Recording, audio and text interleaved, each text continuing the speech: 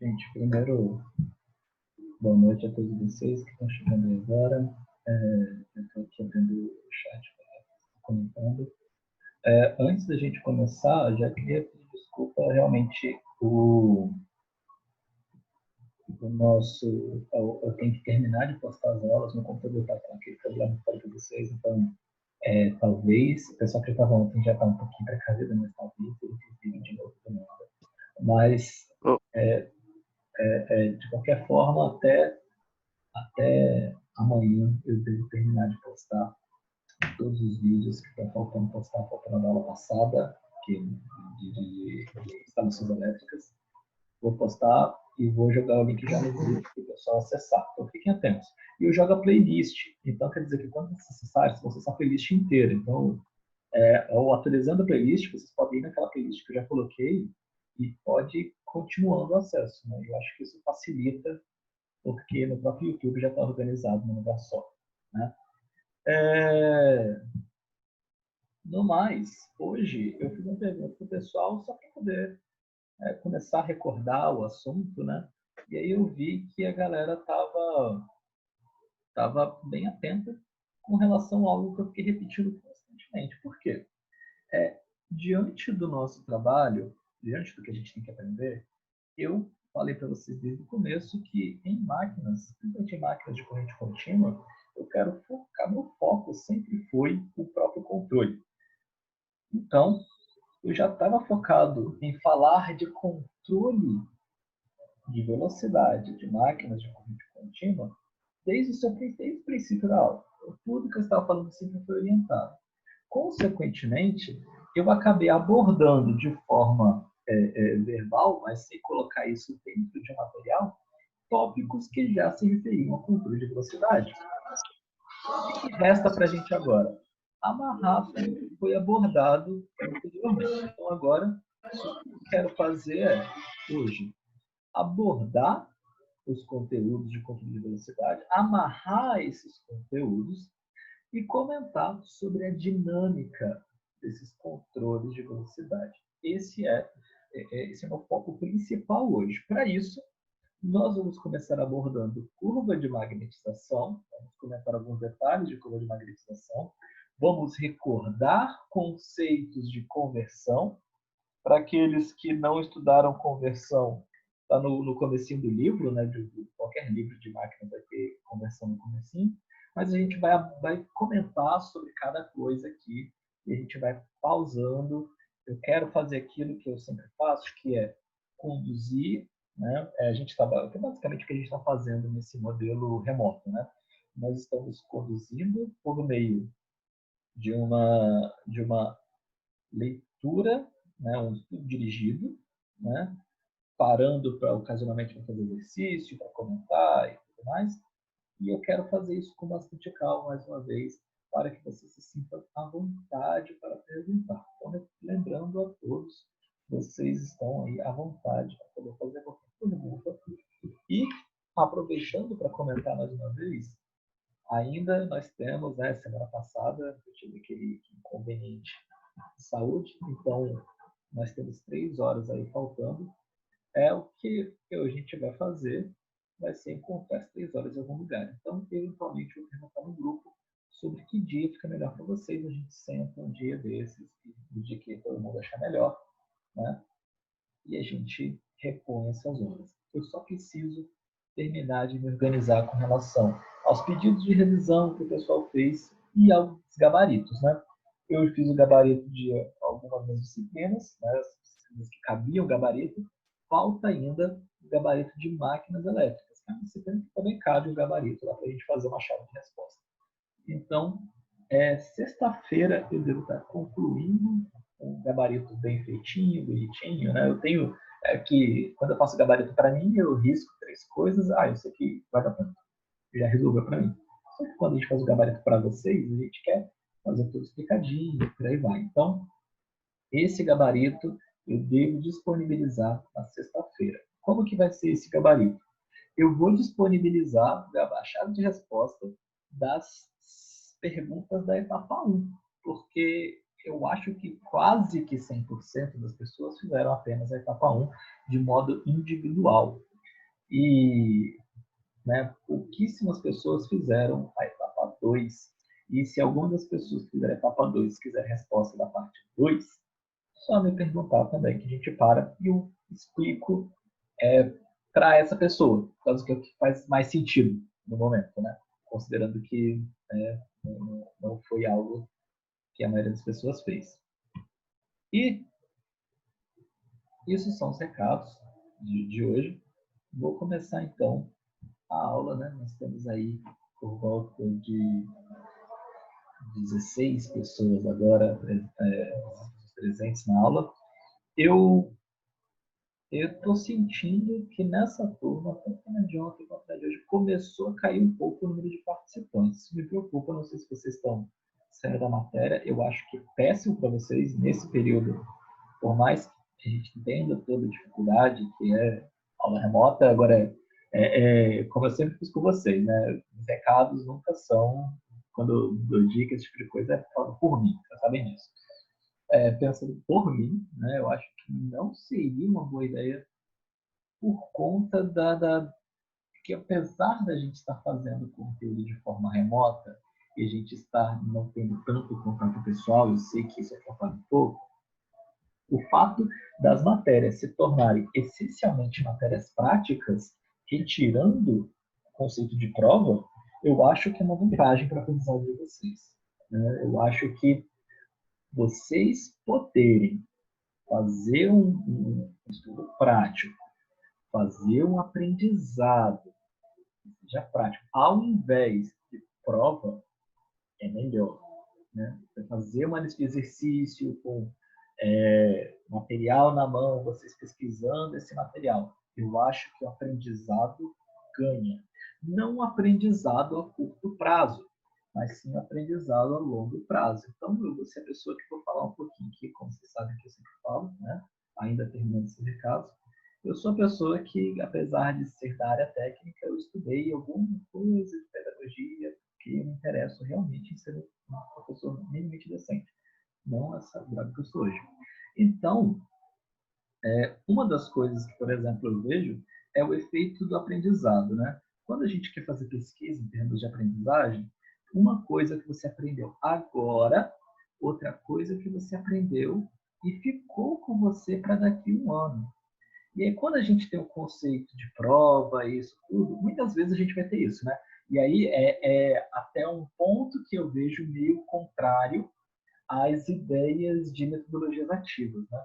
Porque metodologia ativa, dependendo da forma como for aplicada, claro, ela acaba garantindo, a gente fez uma experiência em conversão, o pessoal fez conversão comigo, e depois eu tenho uma crítica ao que a gente mesmo fez, né? Lá em conversão, que eu aprendi com vocês.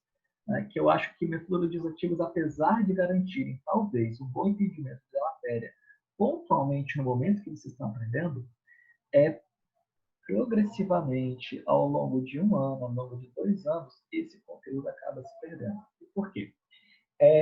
Como que a gente faz pesquisa, mais uma vez, em educação? A gente faz um primeiro um questionário sobre um determinado conteúdo antes da pessoa estudar o conteúdo. E a pessoa vai ter um resultado que vai ser baixo. Depois a gente faz um novo questionário do mesmo conteúdo para quem acabou de estudar o conteúdo pela primeira vez. E depois a gente faz um terceiro questionário sobre conteúdo, sobre o mesmo conteúdo, daqui um ano. Né?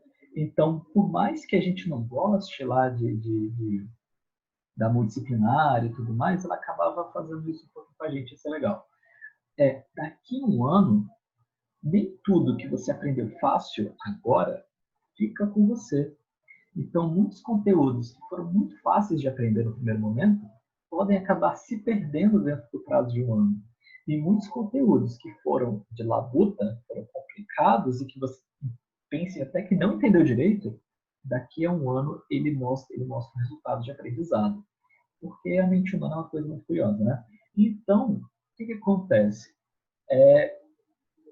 Uma das coisas que a gente tem por mais aprendizado na qual a gente está fazendo envolvendo a gente descobrir o conhecimento, é um conhecimento que persiste com a gente por mais tempo. Então, a pessoa vai lá e aprendeu uma coisa que, se eu mastigar tudo para você, é isso que geralmente a gente quer como aluno. Eu também sou aluno, né? Agora não estou em sala de aula mais, mas eu sou aluno ainda e já fui aluno em todos os níveis. Então, o que a gente quer é que o professor entregue o mais mastigado para a gente. Só que quanto mais mastigado eu entrego para vocês, melhor vocês aprendem agora e pior vocês aprendem daqui a um ano. Quando a gente deixa conhecimentos e que vocês têm que montar um pouquinho mais esse conhecimento, vocês têm um pouco mais de dificuldade agora, vocês ficam com raiva do professor até, né? Cálculo, daí para lembrar vocês isso, né? Porém, com o tempo, vocês vão recordar muito mais, a gente vai recordar muito mais de tudo que a gente aprendeu. Por quê? A gente concatenar conhecimento é isso. Enfim, falei por um tempinho para ver o pessoal chegando. Pelo jeito, a gente vai ter essa demanda hoje. Mas fica aí a dica, fica aí o recado. Incentivem os colegas de vocês que não estão participando, porque máquinas não é um conteúdo trivial. Né? Principalmente de todas as matérias, máquinas não é um conteúdo trivial. Então, se o pessoal não pegar para assistir a aula, o pessoal pode acabar ficando para trás. Então, incentivem a participação dos colegas de vocês. Deixa eu compartilhar a tela, então. Vamos começar a falar do nosso conteúdo. E a gente vai abordar hoje máquinas de corrente contínua ainda, né? Alguém perguntou até onde que está o conteúdo do segundo bimestre. O conteúdo do segundo bimestre é máquinas de corrente contínua e máquinas síncronas. Só que máquinas síncronas, vocês, no caso, vão ter a continuidade desse assunto lá em SEP, né, Sistemas Elétricos de Potência. Então, por isso mesmo que eu faço aqui é abordar simplesmente a máquina síncrona. E eu retiro toda a parte do conteúdo de geração, que geralmente vem atribuído à máquina síncrona também, porque isso você vai aprender lá em SEP. E aí, então, é por isso que eu acho que eu ainda consigo fazer essa aula. Hoje, curva de magnetização, controle de velocidade, reação de armadura. Semana que vem, geração. Depois eu faço uma aula de máquinas síncronas e depois o restante das nossas aulas a gente fica fazendo exercício.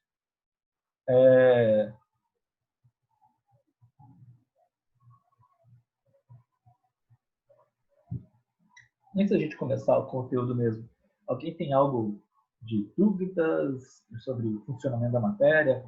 Assim? O áudio tá bom? Fala qualquer coisa. Né?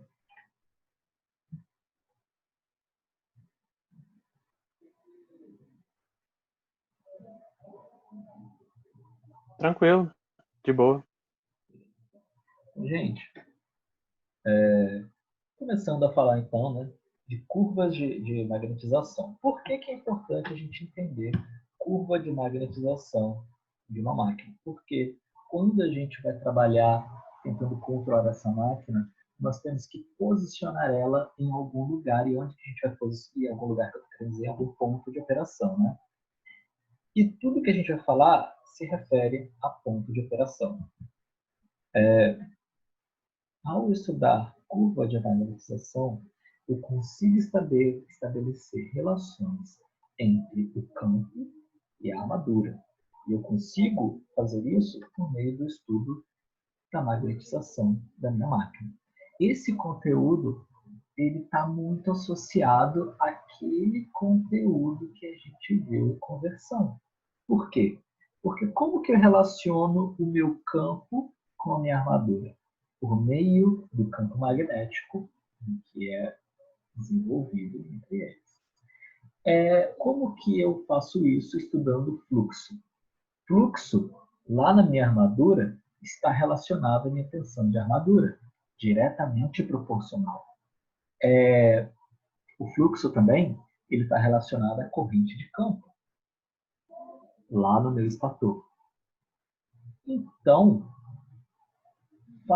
entendendo como que é essa relação, eu vou saber, pegando lá de conversão, como que minha máquina sai do ponto inicial até o ponto de saturação e eu consigo, a partir disso, escolher melhor aonde que eu quero que minha máquina opere.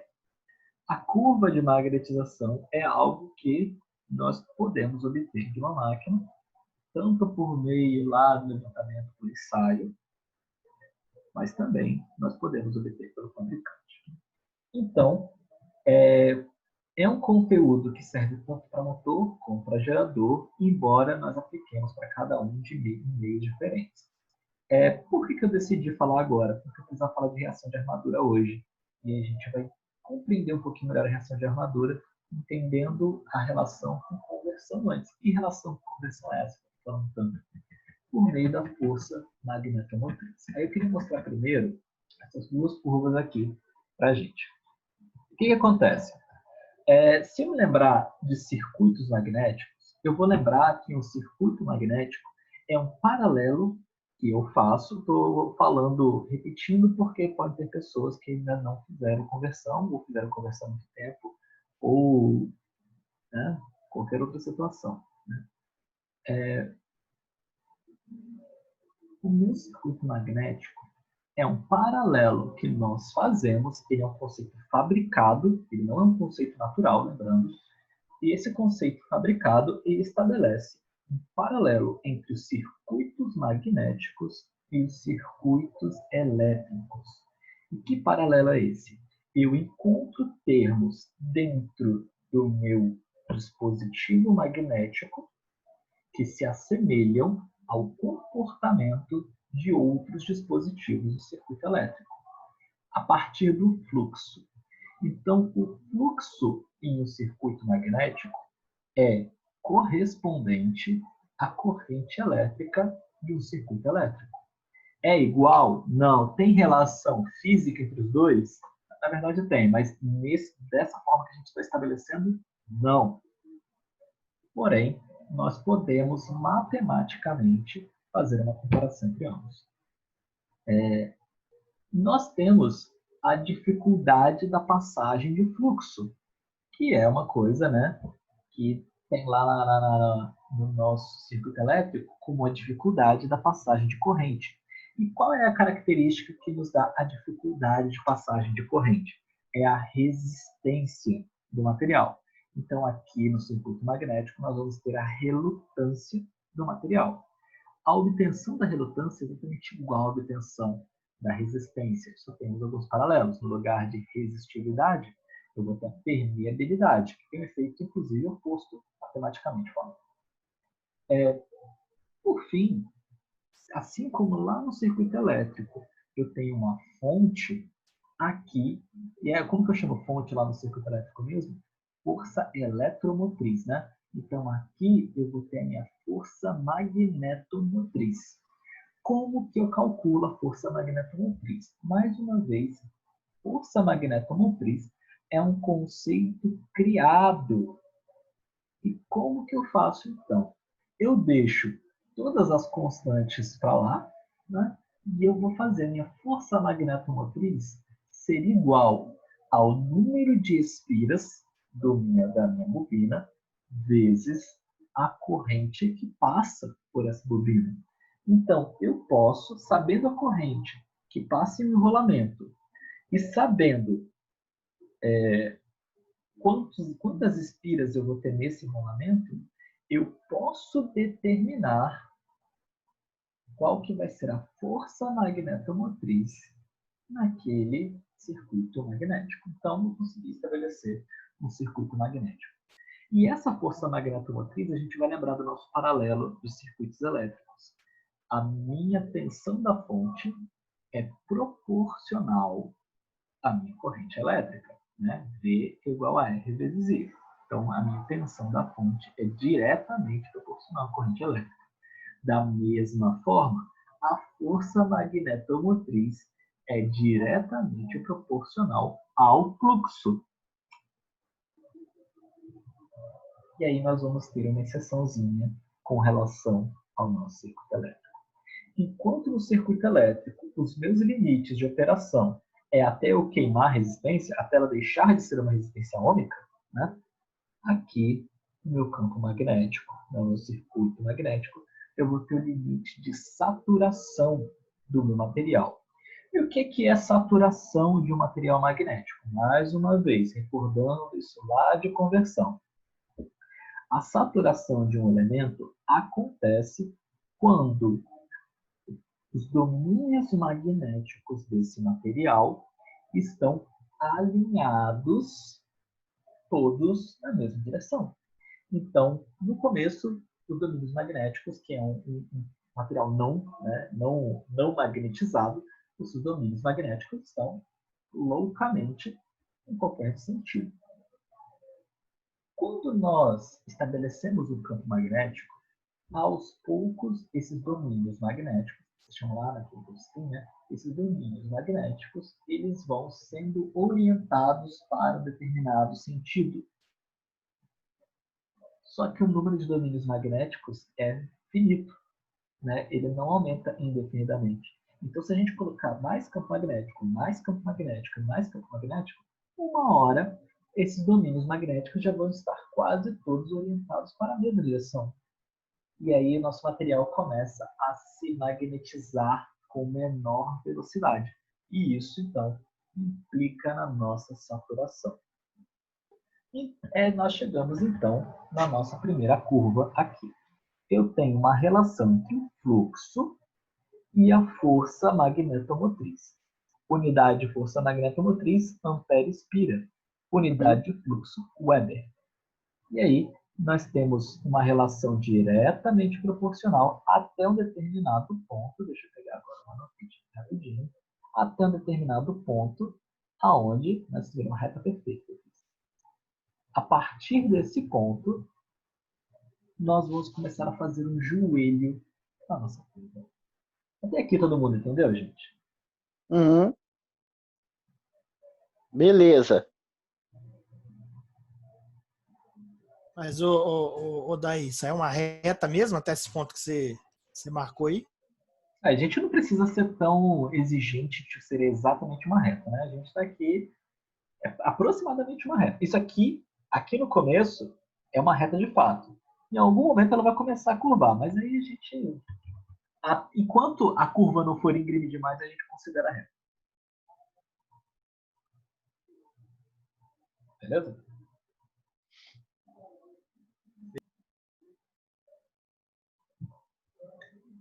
E sim, gente, é uma coisa meio de observação. Então, vocês, como engenheiros, controlando lá a máquina de vocês vão pegar a curva, vão escolher um ponto. Esse ponto é exatamente quando começou a deixar de ser reto.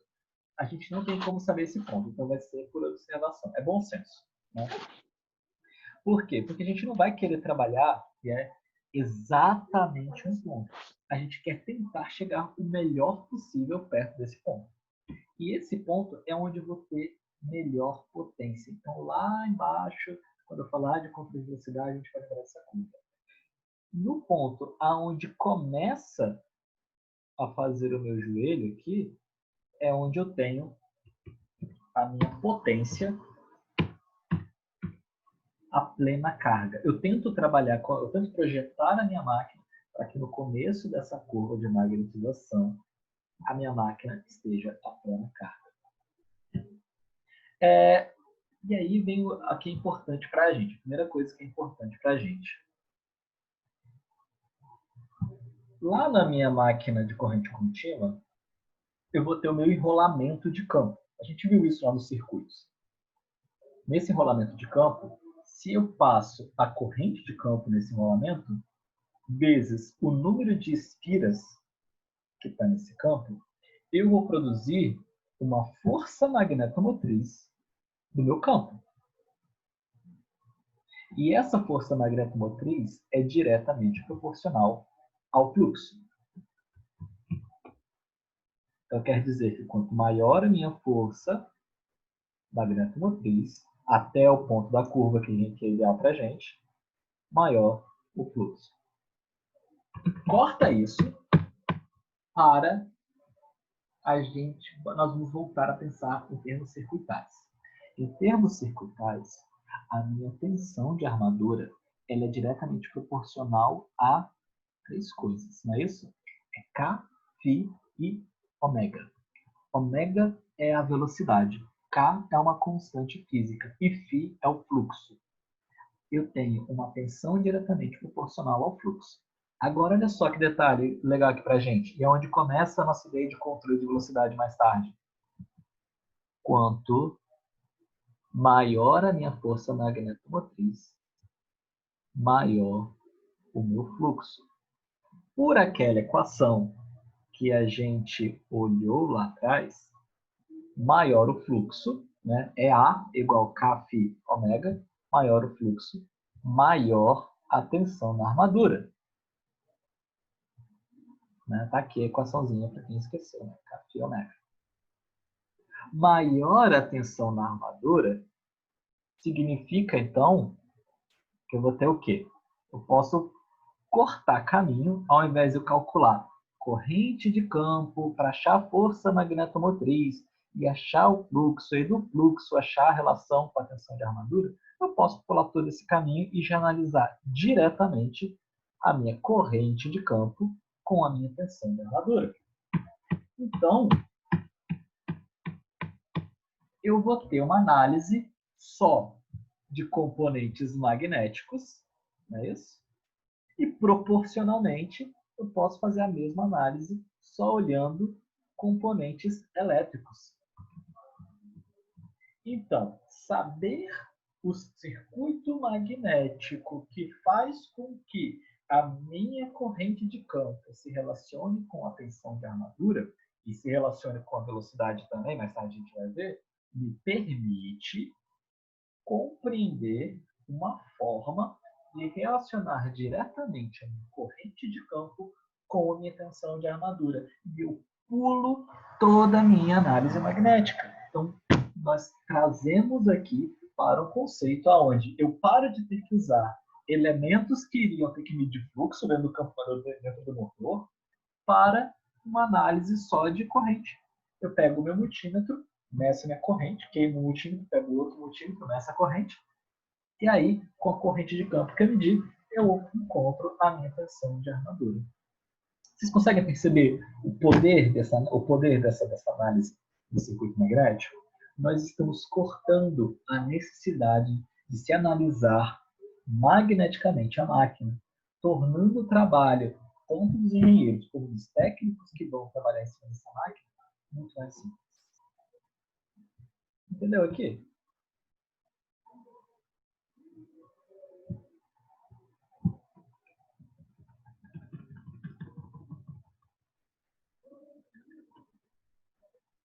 E aí, só para a gente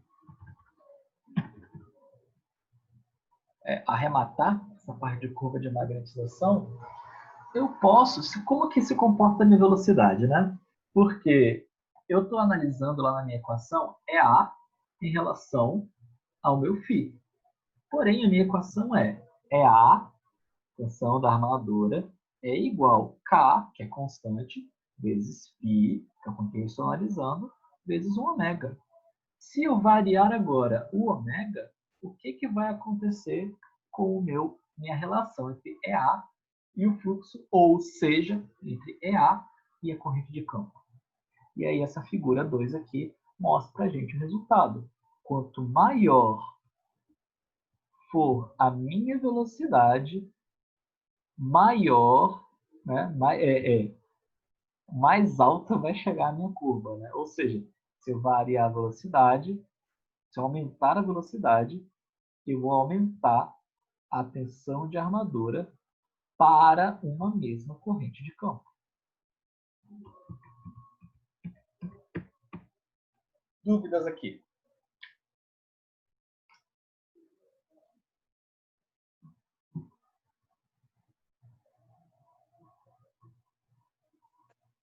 Ou daí você tinha falado como se aumenta a velocidade.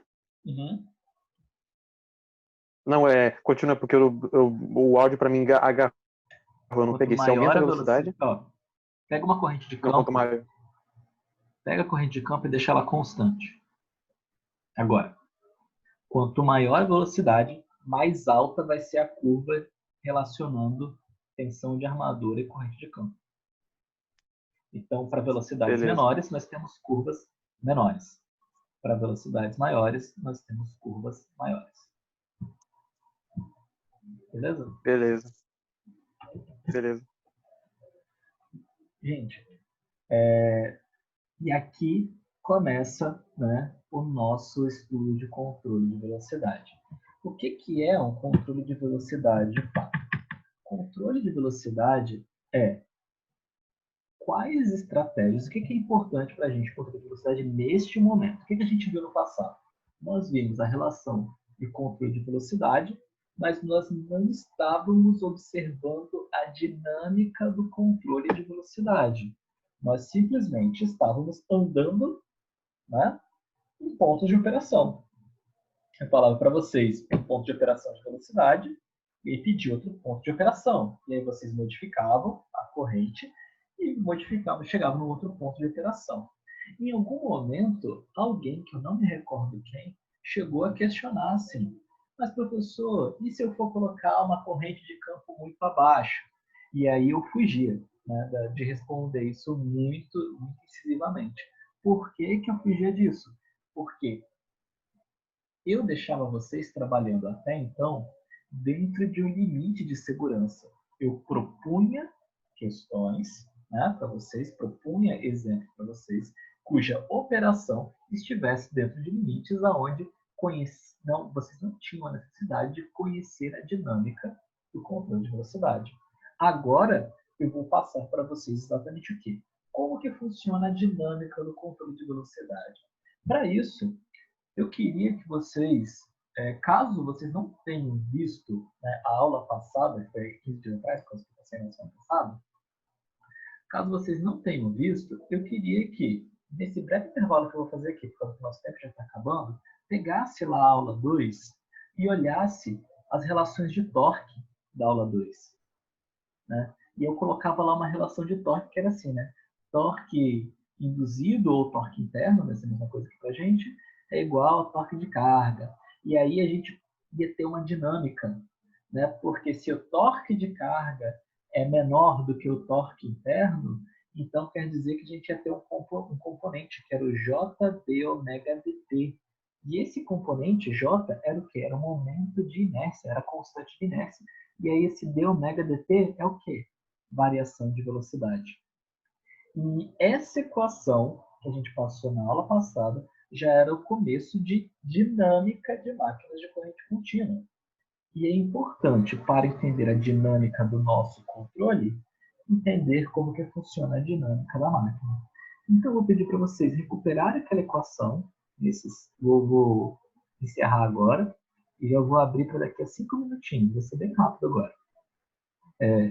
Eu vou pedir para vocês olharem nesses 5 minutinhos, lembrarem como que ela é, porque a gente vai agora trabalhar em cima da dinâmica do nosso controle de velocidade. Beleza, gente? Tá faltando aqui 6 minutos para poder fechar o chat, então eu vou encerrar rapidinho para a gente, né, não ter negócio, a conversa parada no meio. E aí já vou encerrar aqui, já vou pegar o link e vou mandar de novo. Eu vou mandar direto no grupo agora. Pode ser? Beleza. Caso quem tenha alguma dúvida, vamos aproveitar esses 6 minutos. Se não tiver dúvida, já vou começar a criar. Então, qualquer coisa, vocês falam na volta da gente. Vou criar e vou mandar o link lá, gente. Obrigado.